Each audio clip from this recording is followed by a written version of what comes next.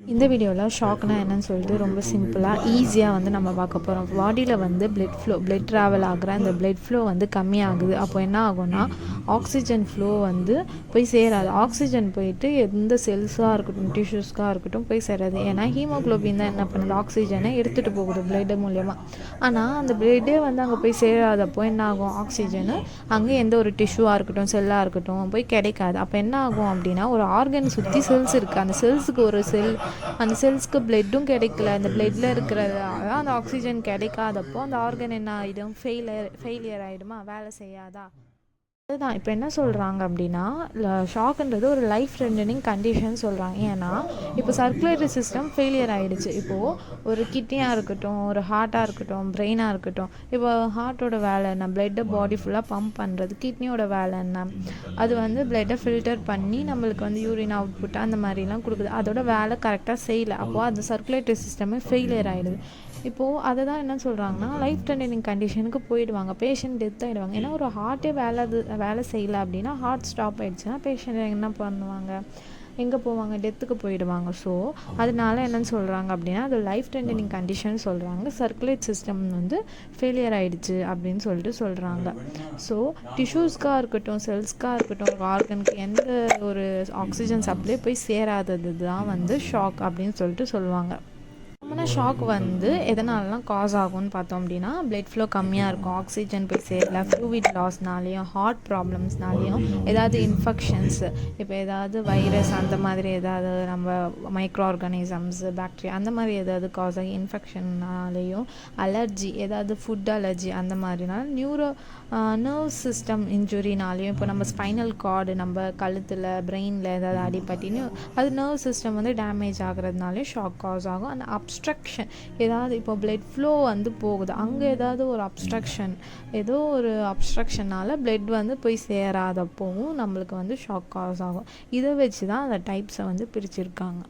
ஷாக்கை வந்து ஈஸியாக வந்து ஞாபகம் வச்சுக்கணும் அப்படின்னா, அதுக்கு ஒரு நிமோனிக் வந்து பார்த்தோம் அப்படின்னா, சோன் அப்படின்னு அமைச்சிக்கலாம், சோன்ஸ் அப்படின்னு அமைச்சிக்கலாம். ஸோ CHONS, ஏன்றது அனஃபிலாக்டிக் ஷாக், சின்றது கார்டியோஜெனிக், ஹைப்போவோலமிக், ஓ வந்து அப்ஸ்ட்ரக்டிவ், நியூரோஜெனிக், எஸ் வந்து செப்டிக் ஷாக் அப்படின்னு சொல்கிறோம். ஸோ சின்றது என்ன சொல்கிறாங்க, கார்டியோஜெனிக் ஷாக். அப்போ கார்டியோன்றது ஹார்ட்னு சொல்லுவாங்க. அப்போது ஹார்ட்டில் வந்து ப்ராப்ளம் இருக்குது. ஸோ ஒரு ஹார்ட் வந்து பம்ப் பண்ணாமல் அந்த பிளட் ஃப்ளோ வந்து போகாது. ஸோ ஹார்ட்டில் ஏதாவது ப்ராப்ளம் இருந்து அதனால் வந்து காஸ் ஆகிற ஷாக் தான் வந்து கார்டியோஜெனிக் ஷாக். ஹெச்ன்றது ஹைப்போவோலமிக் ஷாக். ஹைப்போ அப்படின்னா லோ, ஒலிமிக்னா லோ வால்யூம் தான் ஒலிமிக். அப்போது ஹைப்போனா லோ, இப்போ கம்மியான வால்யூம் வந்து பிளட்டாக இருக்கட்டும், ஃப்ளூவிட் நம்ம பாடிக்குள்ளே கம்மியான ஃப்ளூவிட் இருக்குது. ஸோ இது எதனால் காஸ் ஆகும், இப்போ ஃப்ளூவிட் லாஸ் ஆகுது. ஃப்ளூவிட் லாஸ் எப்படி ஆகும், இப்போ வாமிட்டிங், நம்ம வாமிட் எடுக்கிறோம், டயேரியா வந்து போகிறோம். ஸோ ஒரு மோர் தென் 4 டைம்ஸ் மேலே வந்து நம்மளுக்கு லூஸ் மோஷன் அந்த மாதிரி, அதாவது ஸோ அந்த மாதிரி ஆகுறதுனால நம்ம பாடியில் இருக்கிற ஃப்ளூவிட் வந்து லாஸ் ஆகுது. அதுதான் ஹைப்போவோலமிக் ஷாக். ஃப்ளூவிட்லாம் லாஸ் ஆகுறதுனால ஷாக் காஸ் ஆகும். ஸோ ஓன்றது அப்ஸ்ட்ராக்டிவ் ஷாக். அப்ஸ்ட்ராக்டிவ் ஷாக் வந்து ஒரு அப்ஸ்ட்ராக்ஷன், ஒரு தடை. ஃபார் எக்ஸாம்பிள், ஏர் ஃபில் ஆகிடுது, நம்ம லங்ஸை வந்து ஏர்லாம் வந்து ஃபில் ஆகிடுது. அது என்னன்னு சொல்லுவாங்கன்னா டென்ஷன் நிமோதாராக்ஸ்ன்னு சொல்லுவாங்க. ஸோ ஒரு இடத்துல ஃபுல்லாக வந்து ஒரு ரைட் சைட் லங்ஸில் ஃபில் ஆகி அது என்ன பண்ணால் ஹார்ட்டை வந்து என்ன பண்ணுன்னா ஒரு போயிட்டு டிஸ்டர்ப் பண்ணும், ஒரு மாதிரி அடிக்கும், அப்ஸ்ட்ராக்ட் பண்ணுது போயிட்டு. ஸோ அதை தான் என்ன சொல்கிறாங்க அப்படின்னா அப்ஸ்ட்ராக்டிவ் ஷாக். ஃபார் எக்ஸாம்பிள், டென்ஷன் நிமோதாராக்ஸ் இது போய் அப்ஸ்ட்ராக்ட் பண்ணால் அந்த பிளட் ஃப்ளோ வந்து போய் சேராது. ஸோ கரெக்டாக ஃப்ளோ அந்த ஹார்ட் கரெக்டாக பம்ப் பண்ணாது. இங்கே வந்து ஹார்ட் பிரச்சனை இல்லை, எது போயிட்டு டிஸ்டர்ப் பண்ணுது, ஒரு ஃபிசிக்கலாக வந்து ஒரு அப்ஸ்ட்ராக்ஷன் நடக்குது தான் அப்ஸ்ட்ராக்டிவ் ஷாக். இது வந்து நம்ம பார்க்கும்போது இதை பற்றி தனியாக பார்க்கும்போது சொல்லலாம். நியூரோஜெனிக் ஷாக் அப்படின்னா என்னென்னா, நியூரோஜெனிக் ஷாக் வந்து பார்த்தோம் அப்படின்னா, அதை சொன்ன ஸ்டார்டிங்கில் சொல்லிட்டேன், நர்வ் சிஸ்டம் டேமேஜ் ஆகுறது, ஏதாவது அடிப்பட்டு ஆக்சிடென்ட்னால ஆகுறது. எஸ்னா செப்டிக் ஷாக், ஏதாவது வைரஸு, ஏதாவது பாக்டீரியா, மைக்ரோ ஆர்கானிசம்னால காஸ் ஆகுறது தான் வந்து செப்டிக் ஷாக். ஏன்னா அனஃபிலாக்டிக் ஷாக், சிவியர் அலர்ஜி, நம்மளுக்கு ஃபுட் அலர்ஜி, மெடிசன் அலர்ஜி, ஏதாவது செட் ஆகல, அலர்ஜி காஸ் ஆகுது, உடம்புல ரேஷஸ் அந்த மாதிரி வருது. ஸோ அது வந்து சிவியர் ஸ்டேஜ், ரொம்ப சிவியர் ஸ்டேஜில் போகிறது தான் அனஃபிலாக்டிக் ஷாக். ஸோ இந்த வீடியோவில் ஃபஸ்ட்டு கார்டியோஜெனிக் ஷாக் நான் என்ன பார்த்துக்கலாம். கார்டியோஜெனிக் ஷாக் அப்படின்னா ஒரு ஹார்ட் வந்து பம்ப் பண்ணுறது வந்து ஃபெயிலியர் ஆகிடுச்சு, ஒழுங்காக பம்ப் பண்ணல. ஸோ இது என்ன பண்ணுதுன்னா damage to the heart muscle. ஏதாவது வந்து ஹார்ட் மசிலில் ஏதாவது டேமேஜ் இருக்கலாம், அதனால வந்து அது ஒழுங்காக பம்ப் பண்ணாமல் இருக்கலாம் அப்படின்னு சொல்கிறாங்க. ஸோ இதெல்லாம் இருக்கட்டுமே, அதனால என்ன ஆகுதுன்னா கார்டியாக் அவுட்புட் வந்து டிக்ரீஸ் ஆகுது. கார்டியாக் அவுட்புட்னா என்ன? ஹார்ட் வந்து பாடியிலேருந்து ஃபுல்லாக வர பாடியிலேருந்து வர அந்த பிளட்டெல்லாம் ஹார்ட்டுக்கு போகுது. மறுபடியும் என்ன ஆகுது, ஹார்ட்டில் இருக்கிற பிளட்டு ஃபில்டர் ஆகி மறுபடியும் பாடிக்கு போகுது. அது மொத்தமாக டோட்டலாக கால்குலேட் பண்ணினா நம்ம வந்து கார்டியாக் அவுட்புட்னு சொல்லணும். அது வந்து கம்மியாகிடும். ஸோ அப்புறம் இன்அடிக்குவேட் டிஷ்யூ பர்ஃபியூஷன். டிஷ்யூஸ்க்கு வந்து அந்த ஆக்சிஜன் சப்ளை போய் சேராது. ஸோ இதனால தான் வந்து இந்த கார்டியோஜெனிக் ஷாக் வந்து காஸ் ஆகுது. யாருக்கெல்லாம் இந்த ஷாக் வரும் அப்படின்னா எம்ஐ பேஷண்ட், மயோகார்டியல் இன்ஃப்ராக்ஷன் பேஷண்ட்டுக்கு, இப்போது வென்ட்ரிக்கல் வேல்ஸ் ரப்ச்சர் பேஷண்ட்டுக்கு, அதே மாதிரி கார்டியாக் மயோபதி, அது கார்டியாக் மசில் ஏதாவது இன்ஃபெக்ஷனால் வந்து இன்ஃப்ளமேஷன் அந்த மாதிரி இருக்கிறவங்களுக்கு, severe arrhythmia, abnormal heart rate, heart வந்து நார்மலாக துடிக்காமல் ஒரு அப்நார்மலாக ஒரு லோவாக இல்லை ஹையாக, சம்டைம்ஸ் லோ ஹை ரெண்டுமே சேர்த்து அப்நார்மலாக வந்து துடிக்கிறது தான் அந்த அரித்மியா. இவங்களுக்கெல்லாம் வந்து இந்த ஷாக் வந்து காஸ் ஆகும். இப்போ பேத்தோஃபிசியாலஜி பார்த்தோம் அப்படின்னா இப்போ மயோகார்டியல் டேமேஜு இல்லை ஏதாவது ஒரு காசஸ் இருக்கட்டும், அதனால என்ன ஆகுதுன்னு சொன்னேன், இதில் கார்டியாக் அவுட்புட் டிக்ரீஸ் ஆகுது. நான் என்ன சொன்னேன், எல்லாத்துலேயுமே டிஷ்யூ பர்ஃபியூஷன் வந்து ஆகும். ஸோ என்ன ஆகும், ஆக்சிஜன் போய் சேரல, செல்ஸ்க்கு போய் சேராது. இப்போ என்ன ஆகுதுன்னா அனாரோபிக் மெட்டபாலிசம் ஸ்டேட் நடக்குது. அனாரோபிக் மெட்டபாலிசம் ஸ்டேட்னா என்னென்னா நம்ம வந்து oxygen glucose and oxygen use பண்ணி தான் செல்ஸுக்கு வந்து என்ன கிடைக்கும்னா அந்த ஏடிபின்றது கிடைக்கும். அந்த ஏடிபின்றது பார்த்தோன்னா ஒரு எனர்ஜி மாதிரி. அந்த எனர்ஜி வந்து பார்த்தோம் அப்படின்னா கிடைக்கும், அதனால் அது வந்து வேலை செய்யும். இப்போ என்ன ஆகுது அப்படின்னா அதை வந்து ஒரு ஆக்சிஜனை வச்சு அந்த எனர்ஜி வந்து ஃபார்ம் ஆகுறது வந்து அரோபிக் மெட்டபாலிசம் சொல்லுவாங்க. இதே வந்து ஆக்சிஜன் இல்லாமல் நம்ம பாடியில் வந்து பார்த்தோம் அப்படின்னா லாக்டிக் ஆசிட் மூலியமாக வந்து அந்த எனர்ஜி வந்து எடுத்துக்கும். இப்போ நம்ம பாடியில் வந்து எனர்ஜி சுத்தமாக அந்த ஆக்சிஜன் எடுத்துக்காமல் லாக்டிக் ஆசிட் மூலியமாக வந்து ஒரு எனர்ஜி வந்து நம்மளுக்கு வந்து கிடைக்கும். ஸோ அந்த பாடி வந்து எடுக்க ட்ரை பண்ணுது. அது வந்து அனாரோபிக் மெட்டபாலிசம்னு சொல்லுவாங்க. இப்போது வித்தவுட் ஆக்சிஜன் மெட்டபாலிசம் தான் அனாரோபிக் மெட்டபாலிசம்.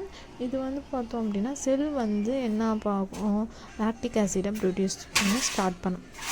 இப்போ என்ன ஆகுதுன்னா மெட்டபாலிக் அசிடோசிஸ் டெவலப் ஆகுது. ஐ மீன் anaerobic metabolism lactic acid produce ஆகுதுன்னு பார்த்தோம். இப்போ மெட்டபாலிக் அசிடோசிஸ் வந்து டெவலப் ஆகுது. ஸோ இதனால் என்ன ஆகுதுன்னா பிளட் பிஹெச் லெவல் வந்து டிக்ரீஸ் ஆகுது. இப்போ பிஹெச் வந்து என்ன பார்த்தோன்னா நம்ம பாடியில் பேஸ் அண்ட் ஆசிட் ரெண்டுமே ஈக்குவலாக இருக்கணும். இப்போ வந்து ஆசிட் வந்து இதில் அதிகமாக இருக்குது, லாக்டிக் ஆசிட் அதிகமாக இருக்கிறதுனால பிளட்டோட பிஹெச் வந்து கம்மியாகுது. இப்போ செல்லுலார் வந்து டேமேஜ் ஆகுது, செல்ஸ்லாம் வந்து டேமேஜ் ஆகும். ஏன்னா செல்ஸ்க்கு தேவைப்படுறது என்னது, ஒரு ஆக்சிஜன் தான். இந்த மாதிரி லாக்டிக் ஆசிட் அது மாதிரிலாம் இல்லை. அப்போ என்ன ஆகும், அந்த ஒழுங்காக வேலை செய்யாது, டிஸ்ஃபங்க்ஷன் ஆகும், ஆர்கன் வந்து ஃபெயிலியர் ஆகிடும். ஓகேவா, ஒழுங்காக இது வந்து சிவியர் ஸ்டேஜில் என்ன ஆகும்னா ஆர்கன் ஃபெயிலியர் ஆகும், பேஷண்ட் டெத் காஸ் ஆகும். ஸோ ஹைப்போவோலமிக் ஷாக்கில் வந்து பார்த்து இப்போ ஒரு பிரெயினோட பிரெயினே வந்து வேலை செய்யாமல் போச்சுன்னா டெத்துக்கு போயிடுவாங்க. அந்த மாதிரி தான் ஹார்ட் வந்து வேலை செய்யணும், டெத்துக்கு போயிடும். நெக்ஸ்ட் வந்து அப்ஸ்ட்ரக்டிவ் ஷாக் அப்படின்னா ஃபிசிக்கல் அப்ஸ்ட்ரக்ஷன். பிளட் வந்து போயிட்டே இருக்குது, அதில் வந்து இப்போ ஒரு ஃபார் எக்ஸாம்பிள் ஒரு பைப்பில் தண்ணி வந்து போயிட்டே இருக்குன்னா அங்கே நடுவில் கை வச்சுட்டேன்னா அது என்ன ஆகும், அந்த தண்ணி கரெக்டாக ஃப்ளோ போகுமா, போகாது, அது இங்கிட்டும் அங்கிட்டும் போகுமா. ஸோ இதே தான் இங்கே ஃபிசிக்கல் அப்ஸ்ட்ரக்ஷன். அது பிளட்டு வந்து போகிற இடத்துல ஏதோ ஒரு அப்ஸ்ட்ரக்ஷன் வந்து இருக்குது, ஏதோ ஒரு தடை செல்கிற மாதிரி. ஸோ இது என்ன ஆகுது அப்படின்னா கார்டியாக் அவுட்புட் வந்து டிக்ரீஸ் பண்ணும். இன்னாடிகேட் டிஷ்யூ பர்ஃபியூஷன். ஸோ டிஷ்யூஸ்க்கு வந்து ஆக்சிஜன் போய் சேராது. இதோட காசஸ் வந்து பல்மனரி. இப்போ வந்து எதனால காஸ் ஆகணும், பல்மனரி எம்பாலிசம் அப்படின்னா இப்போ ஆர்ட்ரி இருக்கா, அந்த பல்மனரி ஆர்ட்ரி வந்து பார்த்தோம் அப்படின்னா அதில் வந்து பார்த்தோம்னா பிளாக் ஆகுது, பிளட் கிளாட் ஆகி பிளாக் ஆகுறது தான் வந்து பார்த்தோம் அப்படின்னா பல்மனரி எம்பாலிசம் லங்ஸில். ஓகேவா, நெக்ஸ்ட்டு வந்து கார்டியாக் டெம்போனன்ட் அப்படின்னு பார்த்தோம் அப்படின்னா கார்டியாக் டெம்போனன்ட்னா ஃப்ளூயிட் வந்து பெரிகார்டியல் சாக், அந்த பெரிகார்டியல் சாக்கில் வந்து போயிட்டு ஃப்ளூயிட் வந்து அக்குமுலேட் தங்கிடுது. ஸோ அதனால ஹார்ட் வந்து கம்ப்ரெஸ் ஆகுது, அதனால் ஒழுங்காக பம்ப் பண்ண முடியல. ஸோ டென்ஷன் நியூமோதராக்ஸ் அப்படின்னா என்னென்னா ஏர் வந்து இந்த ப்ளூரல் கேவிட்டி, அந்த லங்கோட ப்ளூரல் கேவிட்டியில் போயிட்டு ஏர் என்ன ஆகுது அப்படின்னா அக்யூமுலேட் ஆகுது. அது போயிட்டு ரிலேஷன் ஆன உடனே என்ன ஆகுதுன்னா ப்ரெஷர் இன்க்ரீஸ் ஆகி அந்த பக்கத்தில் இருக்கிற அந்த லங்ஸாக இருக்கட்டும் ஹார்ட்டாக இருக்கட்டும் என்ன ஆகுது அப்படின்னா கம்ப்ரஸ் பண்ணுது அதனால் வந்து அதோட வேலையை அதால் ஒழுங்காக பண்ண முடியாது. ஸோ இதுதான் அப்ஸ்ட்ராக்ஷன் சொல்கிறது. ஒரு ஏதாவது பேத்தோஃபிசியாலஜி பார்த்தோம்னா அப்ஸ்ட்ராக்ஷன் வித் பிளட் ஃப்ளோவில் வந்து ஒரு அப்ஸ்ட்ராக்ஷன் இருக்காது. இதுவும் சேம் தான். வீனஸ் ரிட்டர்ன் வந்து கம்மியாகுது. ஹார்ட்டோட அந்த பிளட் போய் ஃபில் ஆகுதா. ஸோ ஃபஸ்ட்டு ஹார்ட் வந்து ரைட் ஏடிஎம் ஃபஸ்ட் அறையில் போயிட்டு ஃபில் ஆகுமா அந்த ஃபில்லிங் வந்து லோ ஆகுது. CO2 வந்து கார்டியாக் அவுட்புட் வந்து லோ ஆகுது. டிஷ்யூ பர்ஃபியூஷன் வந்து கம்மியாகும். O2 டெலிவரி வந்து கம்மியாகும். அனாரோபிக் மெட்டபாலிசம்ஸ் வந்து இன்க்ரீஸ் ஆகுது. லாக்டிக் ஆசிட் இன்க்ரீஸ் ஆகுது. மெட்டபாலிக் ஆசிடோசிஸ் ஆகுது. ஆர்கன் வந்து ஃபங்க்ஷன் வந்து ஃபெயிலியர். ஓகேவா. நெக்ஸ்ட் டிஸ்ட்ரிபியூட்டிவ் ஷாக் இதெல்லாம் புதுசாக பார்க்காதீங்க. டிஸ்ட்ரிபியூட்டிவ் ஷாக் அப்படின்னா நம்ம 3 ஷாக் பார்த்தோமா, நியூரோஜெனிக், அனஃபிலாக்டிக் அண்ட் செப்டிக் ஷாக். இதோட டைப்ஸ் டிஸ்ட்ரிபியூட்டிவ் ஷாக்கோட டைப் தான் வந்து இது. ஸோ பார்த்தோம் அப்படின்னா டெஃபினேஷன் ஃபஸ்ட்டு இது 3க்குமே காமனாக பார்த்தோன்னா வேசோ டைலேஷன் ஆகும். ஸோ என்ன ஆகுது அப்படின்னா வேசோ டைலேஷன் விசில்ஸ் தான் வந்து டைலேட்டட் வந்து ஆகுது. So leading to decrease sympathetic vascular resistance, hypotension. இது என்ன ஆகுது அப்படின்னா ஹைப்போடென்ஷன் ஏற்படும். பிபி வந்து ஃப்ளோ ஆகும் அண்ட் இன்அடிக்குவேட் டிஷ்யூ பர்ஃபியூஷன், டிஷ்யூஸ்க்கு போய் சேராது. டீஹைட்ரேஷன் பாடியிலேயே வந்து பார்த்தோம் அப்படின்னா ஒழுங்காக வந்து அந்த வாட்டர் கண்டென்ட் கரெக்டாக இருக்காது. ஓகேவா. இதனாலலாம் வந்து நம்மளுக்கு ஹைப்போவோலமிக் ஷாக் வரும். ஈஸியாக சொல்லணும்னா பேத்தோஃபிசியாலஜி பார்த்தோன்னா ஒரு பிளட்னால ஃப்ளூயிட் லாஸ் ஆகலாம், இல்லை வாமிட்டிங், அதனால ஏதோ ஒரு விஷயத்தினால நம்மளுக்கு வந்து அந்த ஃப்ளூயிட் லாஸ் ஏற்படுது. அப்போ என்ன ஆகும்னா சர்க்குலேட் பிளட் வால்யூமில் நம்ம பாடியில் இருக்கிற அந்த வால்யூம் அது வந்து கம்மியாயிடும். ஸோ அந்த கம்மியாயிடனோடனே என்ன ஆகும் அப்படின்னா இப்போ நான் வந்து பிளட்டை வந்து எடுத்துகிட்டு போகணுமா. ஸோ ஹார்ட்டுக்கு வந்து பிளட்டு வந்து என்ன பண்ணணும்னா ரிட்டன் போகும் அந்த ப்யூரிஃபை ஆகிறதுக்கு. அப்போ என்ன ஆகும்னா அந்த ரிட்டன் போகிறது வந்து கம்மியாக தான் போகும்.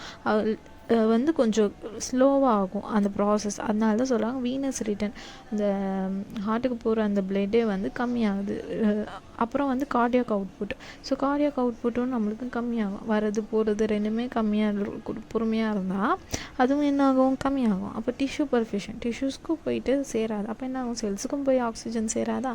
அப்போ ஆக்சிஜன் போய் சேரல, அப்போ அதோட வேலை செய்யாது. அப்போ அங்கே என்ன நடக்கும் அனாரோபிக் மெட்டபாலிசம். ஸோ ஆக்சிஜனை வச்சு வந்து ஒரு இது பண்ணாமல் அனாரோபிக் மெட்டபாலிசம் லாக்டிக் ஆசிட் வந்து அங்கே வேலை செய்யுது. அப்போ லாக்டிக் ஆசிட் நடக்கும். செல் வந்து டிஸ்ஃபங்க்ஷன் ஆகும். ஆக்சிஜன் ஃபெயிலியர் ஆகிடும். ஆர்கன் வந்து ஃபெயிலியர் ஆகிடும்.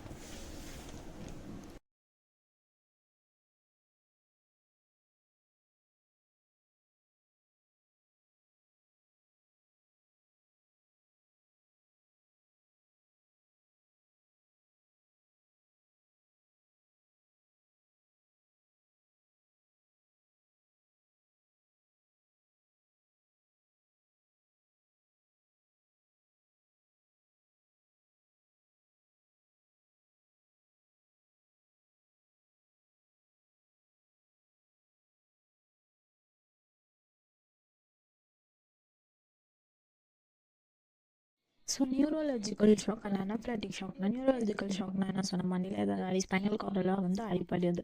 நம்மளோட நெக் அந்த செர்விக்கல் காலரான வந்து ஏதாவது அடிப்படுறது. அனாஃபிலாக்டிக் ஷாக்னா சிவியர் அலர்ஜிக் ரியாக்ஷன். ஒரு அலர்ஜினா ஏதோ ஒரு ட்ரக் அலர்ஜி இல்லை மெடிசன் நம்மளுக்கு செட் ஆகலை, ஃபுட் செட் ஆகலை, அதனால வந்து நம்ம பாடியில் இப்போ ஃபுட் சிலருக்கு செட் ஆகாது, நட்ஸு சிலருக்கு செட் ஆகாது, அதனால வந்து ஏதாவது காஸ் ஆகுறது தான் அலர்ஜி ஆகி அது சிவியர் ஸ்டேஜில் போகிறது அனாஃபிலாக்டிக் ஷாக். இப்போ இதோட மெக்கானிசம் பார்த்தோம் அப்படின்னா நியூரோலஜிக்கல் ஷாக்கில் இந்த சிம்பத்தட்டிக் டோன்ஸ்ன்னு போட்டிங்கன்னா சிம்பத்தட்டிக் டோன்ஸில் வந்து எல்லாமே இன்க்ரீஸ் ஆகி விட்டுரும். ஹார்ட் ரேட், பிபி அந்த மாதிரி நிறைய இன்க்ரீஸ் ஆகும். ஸோ அதெல்லாம் வந்து இங்கே லாஸ் ஆகும். இது அனாஃபிலாக்டிக் ஷாக்கில் வந்து பார்த்தோம் அப்படின்னா இதோட மெக்கானிசம் பார்த்தோம் அப்படின்னா ஐஜிஇ மீடியேட்டர்ஸ் ஹைப்பர் சென்சிட்டிவ்னு சொல்கிறாங்க. ஐஜிஇ மீடியேட்டர்ஸ்னால் என்னென்னா ஆன்டிபாடிஸ், நம்ம பாடிக்குள்ளே இருக்கிற அந்த ஆன்டிபாடிஸ் அப்படின்றது ஒரு போலீஸ் மாதிரி. வெளிலேருந்து ஏதோ ஒரு டிஸ்டர்பன்ஸ் நம்மளுக்கு வந்திருக்கு, ஏதோ ஒன்று செட் ஆகலையா, வெளிலேருந்து வந்த ஒரு இது. ஸோ அப்போ என்ன ஆகும்னா இது வந்து பார்த்தோம் அப்படின்னா இம்யூன் சிஸ்டம்லாம் சண்டை போட ஆரம்பிக்கும் இதில். ஸோ அதோட போலீஸ் மாதிரி சண்டை போடும், அது கூட ஃபைட் பண்ணுறது இந்த ஸ்டேஜ் மெக்கானிசம். ஸோ இதில் நெக்ஸ்ட் வந்து இதில் பார்த்தோம் அப்படின்னா இதோட விசில்ஸ் பார்த்தோம் அப்படின்னா நியூரோலஜிக்கல் ஷாக்கில் வந்து வேசோ டைலேட் ஆகிருக்கும். சேம் சேம் அனஃபிலாக்டிக் ஷாக்லையும் வேசோ டைலேஷன் ஆகிருக்கும். அண்ட் ஹார்ட் ரேட் பார்த்தோன்னா நியூரலஜிக்கல் ஷாக்கில் என்ன சொன்னேன், சிம்பத்தட்டிக் வந்து லாஸ் ஆகிடும். ஏன்னா சிம்பத்தட்டிக் வேலை இன்க்ரீஸ் பண்ணி விடுது. அப்போ இங்கே என்ன ஆகுனா கார்டியாக்கு அண்ட் ஹார்ட் ரேட் வந்து என்ன ஆகுனா கம்மியாகிடும். பிராடி கார்டியானா ஹார்ட் ரேட் வந்து கம்மியாகுது, டாக்கி கார்டியா. ஸோ நம்ம அனஃபிலாக்டிக் ஷாக்கில் பார்த்தோம் அப்படின்னா ஹார்ட் ரேட் வந்து அதிகமாகும், டாக்கி கார்டியா. ஏன்னா உங்களுக்கு சிவியராக வந்து அந்த அதாவது அனஃபிலாக்டிக் ஷாக்கில் போயிடுறாங்க, சிவியர் ஸ்டேஜ். ஸோ அதனால அவங்களுக்கு ஹார்ட் ரேட் வந்து இன்க்ரீஸ் ஆகுது, டாக்கி கார்டியாவில் இருக்காங்க. ஓகேவா. நெக்ஸ்ட் வந்து இதோட பேத்தோஃபிசியாலஜி வந்து பார்த்துக்கலாம். எதுக்கு நியூரலஜிக்கல் ஷாக் பேத்தோஃபிசியாலஜி பார்த்தோன்னா இப்போ ஸ்பைனல் கார்டில் வந்து அடிப்பாருது. அப்போ என்ன ஆகுது, லாஸ் ஆஃப் சிம்பத்தட்டிக் டோன்ஸ்லாம் லாஸ் ஆகிடுது. ஸோ வேசோ டைலேஷன் ஆகுது. அவங்களுக்கு வந்து பார்த்தோம் அப்படின்னா அந்த சிஸ்டமிக் வஸ்குலர் ரெசிஸ்டன்ஸ் வந்து கம்மியாகுது, பிளட் ப்ரெஷர் கம்மியாகுது, ஹார்ட் ரேட் கம்மியாகும், கார்டியாக் அவுட்புட் கம்மியாகும், டிஷ்யூ பர்ஃபியூஷன் கம்மியாகும், ஓடி டெலிவரி கம்மியாகும், இங்கே அனாரோபிக் மெட்டபாலிசம் நடக்கும், லாக்டிக் அசிடோசிஸ் நடக்கும், செல் வந்து ஒழுங்காக வேலையை செய்யாத ஆர்கன் ஃபெயிலியர் ஆகும். இந்த அனஃபிலாக்டிக் ஷாக்கில் வந்து பார்த்தோன்னா அலர்ஜின் வந்து எக்ஸ்போஷர், ஏதோ ஒரு அலர்ஜின் வந்து ஆகுது, டஸ்ட்டாக இருக்கட்டும் இல்லை இருக்க ஐ அலர்ஜி அந்த மாதிரி எல்லாம் ஆகும். ஸோ அது ஏதோ ஒரு ஃபுட்டாக இருக்கட்டும், சம் மெடிசன்ஸாக இருக்கட்டும். இப்போ என்ன ஆகுதுன்னா போலீஸ் போயிட்டு ஃபைட் பண்ணுவாங்க, யார் அந்த ஐஜி ஆன்டி பாடிஸ் வந்து மாஸ்டர் செல்ஸ்லாம் போயிட்டு ஃபைட் பண்ணுறாங்க. ஃபைட் பண்ணி டீக்ரானுலேஷன்னா அது சுற்றி ஒரு பாக்டீரியா இருக்கட்டும், ஏதோ சம் பாக்டீரியா இல்லை, ஸோ அது கூட வந்து ரியாக்ட் பண்ணும். இப்போது ஏதோ ஒன்று நம்மளுக்கு வந்து செட் ஆகாத பொருள்னா அதை சுற்றி இது வந்து ஆக்குபை பண்ணும், அது டீக்ரானுலேஷன் பண்ணுது. கெமிக்கல் மீடியேட்டர்ஸ் அந்த ஹிஸ்டமைன்ஸ்லாம் வந்து ரிலீஸ் ஆகி என்ன ஆகுனா வேசோ டைலேஷன் ஆகும். அப்போ என்ன ஆகுனா பிபி லோ ஆகும். ஸோ வேசோ டைலேஷன் ஆனாலே நமக்கு அங்கே பிபி லோ இருக்கும். இப்போ என்ன ஆகுனா ஃப்ளூவிட் லீக்கேஜ். ஏன் ஃப்ளூவிட் லீக்கேஜ் ஆகுதுன்னா இந்த ஹிஸ்டமைனோட வேலை என்ன அப்படின்னா என்ன பண்ணிட்டோம்னா அந்த வேசோ டைலேஷன் மேலே சாரி அந்த விசல்ஸ் மேலெலாம் என்ன இருக்கும், எபித்திலியல் செல் இருக்கும். அந்த எபித்திலியல் செல்ஸை வந்து டேமேஜ் பண்ணணும். டேமேஜ் பண்ணால் பிரேக் டவுன் ஆகும், அங்கேருந்து ஃப்ளூயிட்லாம் வெளில இருந்து எடிமா காஸ் ஆகும். ஸோ என்ன ஆகுதுன்னா ஃப்ளூயிட் லீக்கேஜ் ஆகுது. அப்புறம் ப்ராங்கோ கன்ஸ்ட்ரிக்ஷன் ஆகுது. ஓகேவா. ப்ராங்கோ கன்ஸ்ட்ரிக்ஷன் ப்ராங்கஸில் வந்து அது வந்து கன்ஸ்ட்ரிக்ட் ஆகிறதுனால ப்ரீத்திங் டிஃபிகல்ட்டி ஏற்படும். நெக்ஸ்ட் என்ன ஆகுது, டிஷ்யூ பர்ஃபியூஷன் ஆகுது, டிஷ்யூ ஆக்சிஜன் போய் சேரல, அனாரோபிக் மெட்டபாலிசம் ஆகுது. அப்புறம் என்ன ஆகும், ஆர்கன் ஃபெயிலியர். செப்டிக் ஷாக் பார்க்கலாம். செப்டிக் ஷாக்குன்னு பார்த்தோம் அப்படின்னா எதனால் வரும் அப்படின்னா சிவியர் இன்ஃபெக்ஷன்ஸ்னால வந்து செப்டிக் ஷாக் வந்து காஸ் ஆகும். சிவியர் இன்ஃபெக்ஷன் எதனால் காஸ் ஆகுது அப்படின்னு பார்த்தோம் அப்படின்னா ஏதாவது ஒரு பாக்டீரியா, ஃபங்கி, வைரஸு அந்த மாதிரினால, இல்லை நிமோனியா, லங்ஸில் ஏதாவது டிசீஸு, யூடிஐ வந்து யூரினரி ட்ராக் இன்ஃபெக்ஷன்ஸு, பெரிட்டோனிஸ்ட் இந்த ஸ்டொமக் மேலே அந்த லேயரில் ஏதாவது இன்ஃப்ளமேஷன் அதனால். ஸோ இப்போ வந்து பார்த்தோன்னா இதில் என்ன ஆகும், சேம் வேசோ டைலேஷன் ஆகும், பிபி லோ ஆகும், டிஷ்யூ பர்ஃபியூஷன் ஆகும். ஸோ பேத்தோஃபிசியாலஜி வந்து பார்த்தோம் அப்படின்னா இன்ஃபெக்ஷன் என்டர் த பாடி, பேக்டீரியா வந்து ஒரு டாக்ஸிக் சப்ஸ்டன்ஸ், செட்டாக சப்ஸ்டன்ஸை ரிலீஸ் பண்ணுது. இம்யூன் சிஸ்டம் என்ன பண்ணுது, ஃபைட் பண்ணுறேன்டா நான் போயிட்டு ஃபைட் பண்ணேன், அங்கே என்ன ஆகுது, இன்ஃப்ளமேஷன் ஆகுமா. இன்ஃப்ளமேஷன் ஆகின பிறகு என்ன ஆகுது, பிளட் வெசல்ஸ் வந்து வைட் ஆகிக்கும் அண்டு வந்து ஃப்ளூவிட் வந்து லீக் ஆகும். அதுதான் வேசோ டைலேஷன் ஆகி ஃப்ளூவிட் லீக் ஆகுது. டிஷ்யூ பர்ஃபியூஷன் ஆக்சிஜன் போய் சேரல, அனாரோபிக் மெட்டபாலிசம் நடக்குது, அசிடோசிஸ் நடக்குது, O2 வந்து செல்லுக்கு போய் சேரல, அதோட வேலை வந்து செல்லோ வேலை செய்யலை, அப்புறம் ஆர்கன் ஃபெயிலியர் ஆகுது. காமன் கிளினிக்கல் ஃபீச்சர்ஸ் பார்த்தோம்னா ஸ்வெட்டிங், ஹைப்போடென்ஷன், ஒலிகுரியா வந்து பார்த்தோம் அப்படின்னா ஸ்வெட்டிங் இருக்கும், பிபி லோவாக இருக்கும். அப்புறம் என்ன சொன்னேன், கோல்டு கிளைமி, ஸ்கின்லாம் ரொம்ப சில்லுன்னு இருக்கும், ஹேண்ட்லாம் நல்லா வெள்ளை வெள்ளைன்னு இருக்கும். ஓகேவா. இதுதான் வந்து காமனாக கொடுத்துருக்கேன். அப்போ ஷாக்கு வச்சு கம்பேர் பண்ணி ஹார்ட் ரேட், பிபி, CO2லாம் நான் வந்து இங்கே காமனாக கொடுத்துருக்கேன். உங்களுக்கு இந்த டாபிக் நோட்ஸ் வேணும் அப்படின்னா இந்த டாபிக் நேமை வந்து எனக்கு மெசேஜ் பண்ணுங்கள். என்னோட இன்ஸ்டா